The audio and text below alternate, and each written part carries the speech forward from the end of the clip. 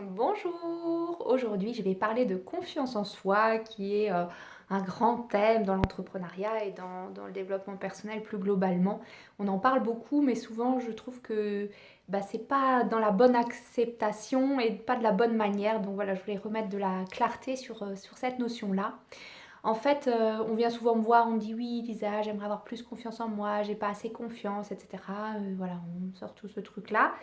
Et, euh, et quand on creuse, je me rends compte qu'il y a souvent une association, en fait, une mauvaise perception.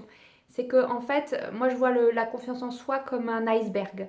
Il y a la partie émergée qui est l'assurance, le côté très à l'aise, beaucoup d'aplomb, on dit les choses haut et fort, c'est très clair, etc. Et il y a la partie immergée de l'iceberg qui est en fait le crédit qu'on s'accorde à soi, hein, confiance en soi. En premier lieu, ça veut dire mettre la confiance à l'intérieur, mettre la confiance dans les ressentis, dans les perceptions, dans ce qui se passe dans le corps, dans ce qu'on ressent comme des élans, des intimes convictions. C'est là que ça se joue, la confiance en soi, et donc c'est ça vraiment le plus important. Et finalement, l'assurance, on va souvent ne retenir que ça ou ne vouloir que ça, que avoir l'air très, très assuré, mais en fait c'est la petite cerise sur le gâteau, c'est la petite partie visible par les autres, mais c'est pas du tout le fondement de la confiance en soi. Le fondement, c'est vraiment un dialogue intérieur, c'est mettre la confiance dans ce qui se passe à l'intérieur de nous, hein. Et des fois, c'est tout à fait possible de se faire confiance, d'être de la confiance en soi, avec un visuel ou quelque chose de visible par les autres qui soit pas du tout assuré ou qui puisse paraître un peu chaotique, mais qui est assis sur une vraie base de confiance en soi. Pour ça, je vais donner un exemple. Donc, quand j'ai commencé à m'écouter de plus en plus, c'était une époque où j'étais encore salariée, et puis j'avais un poste en CDD, et on me proposait de continuer avec un CDI, machin, enfin bon, tout un truc, une partie de formation. Et à la fin du CDD, je me suis dit, mais est-ce que j'ai vraiment envie d'aller là, enfin, plus loin là-dedans? Est-ce que j'ai envie de m'inscrire dans ce poste dans la durée? Puis je sentais un inconfort, et puis je sentais que mon corps, là, j'étais tendue, stressée, pas bien, il y avait un truc qui n'allait pas. Et puis voilà, c'était vraiment la veille ou l'avant-veille de la fin de mon contrat, et donc tout était prêt, enfin tout le monde considérait que je continuais, c'était pas discuté, pas discutable, plus discuté. Et du coup, le jour même, je me disais, est-ce que je signe, je signe pas, j'y vais pas. Et puis, tout d'un coup, mon corps m'a vraiment envoyé encore un signal qui me disait, mais non, non, non, non, c'est pas là, ça c'est la fin d'un cycle, c'est autre chose que tu dois euh, engager maintenant, c'est pas là ta place.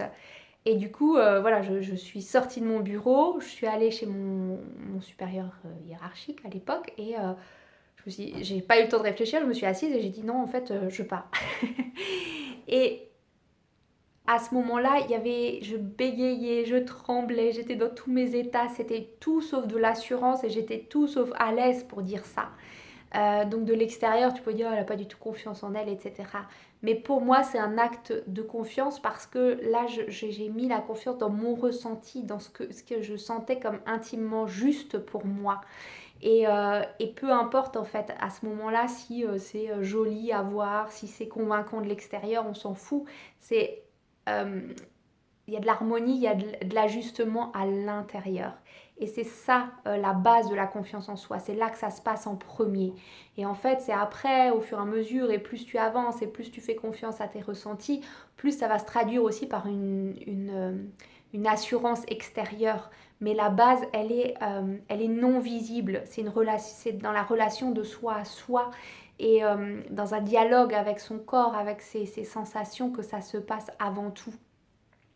Donc voilà, si tu sens que t'es pas, qu'il y a quelque chose où il y a manque d'assurance, c'est voilà, est-ce que c'est vraiment ça la question, ou est-ce que c'est pas plus est-ce que tu as confiance en ce que tu ressens? Est-ce que tu as noué est-ce que tu noues une relation intime et de confiance avec toi-même et avec ce qui se passe à l'intérieur de toi? Et c'est par là que ça commence, à mon sens, et que c'est au fur et à mesure que cette relation de confiance s'établit que ça peut aussi devenir visible. Mais tu as aussi des gens qui ont ou c'est pas un iceberg, ou c'est juste un petit mirage en fait, qui te font croire par de l'assurance que c'est basé sur de la grande confiance derrière. Et il n'y a rien en fait, hein. Il n'y a pas la pointe de l'iceberg, il y a juste cette petite plaque de neige là qui flotte et qui fait illusion.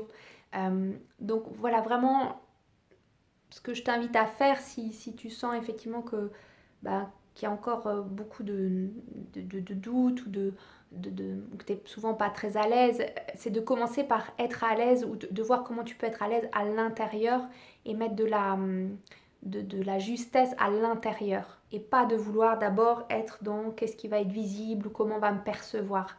Ça, c'est du cinoche. Mais d'abord à l'intérieur. Est-ce que tu peux faire confiance? Est-ce que tu écoutes ce qui se passe à l'intérieur de toi? Et est-ce que tu fais confiance à ce qui se passe à l'intérieur de toi? Voilà ce que j'avais envie de te partager. Ciao, belle journée!